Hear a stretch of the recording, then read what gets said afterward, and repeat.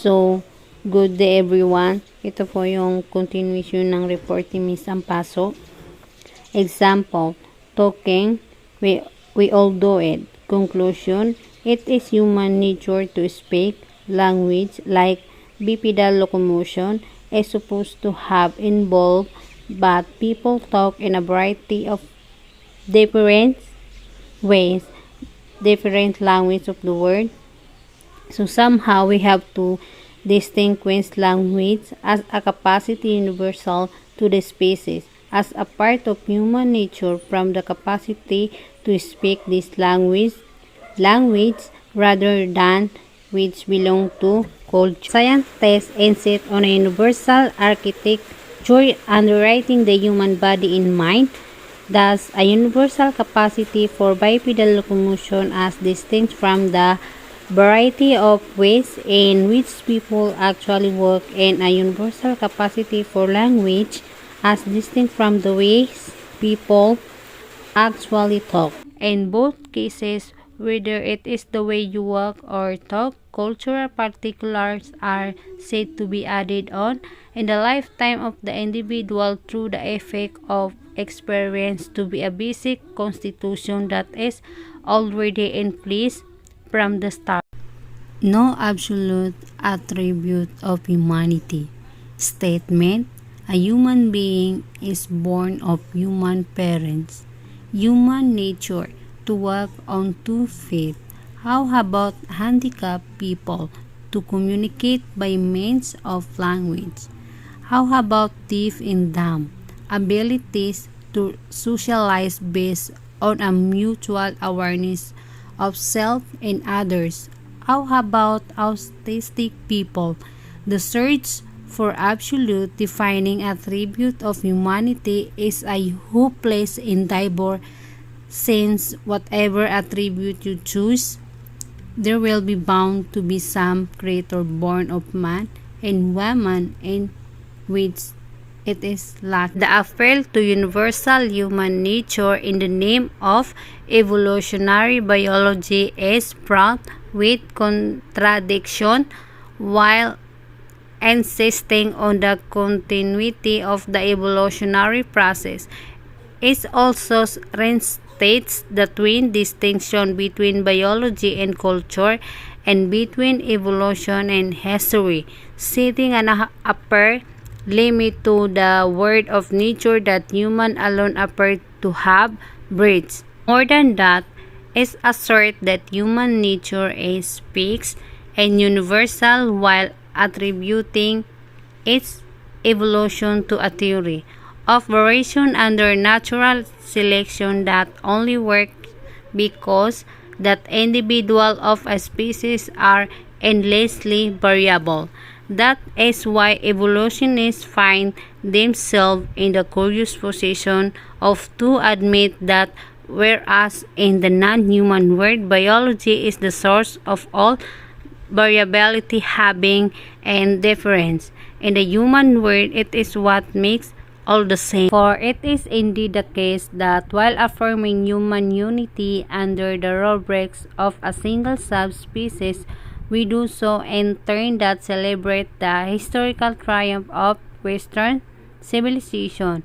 Our idea of what is universal to human is viewed through with moral undertone.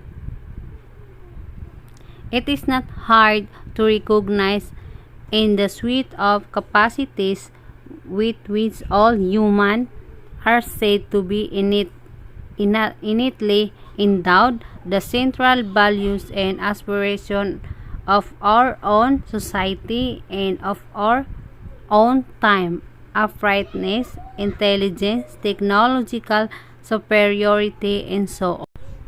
Thus, we are inclined to project an idealized image of our present self onto our prehistoric forebear, crediting them with the capacity to do everything we can do and have done in the past, such that the whole of history appears as a naturally preordained ascent toward the pinnacle of modernity. The bias is also is all too apparent in comparison between ourselves and people of other culture. Thus, where we can do things that they cannot. This is typically attributed to the greater development in ourselves of universal human capacity, but we are they can take things that we cannot. This is put down to the particularity of the culture, tradition, human abilities and skills, which of them are natural and which are cultural. These skills are not only cultural capabilities inside our bodies, as much biological as cultural. Culture is not something added on to human organism but a measure of the difference between.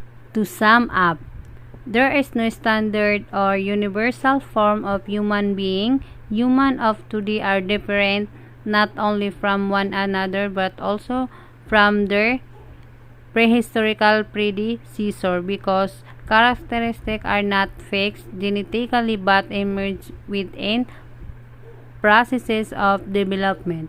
Human evolution is still going on, not upward movement, not from lower to higher, not to a superior level of being, over and above the organic. The very idea of a division between nature and culture is a Western concept. The anthropological concept of culture is a reaction against Western discourses on opposition to culture and nature, according to which some human beings live in a state of nature. Since human acquire culture through learning, people living in different places or under different circumstances may develop different culture.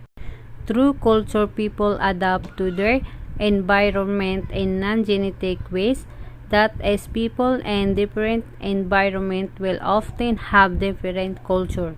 Much of anthropological theory has originated in an appreciation of an interest in the tension between the local particular culture and the global, a universal human nature, or the web of connection between people and distinct places, circumstances. Thank you for listening to my presentation.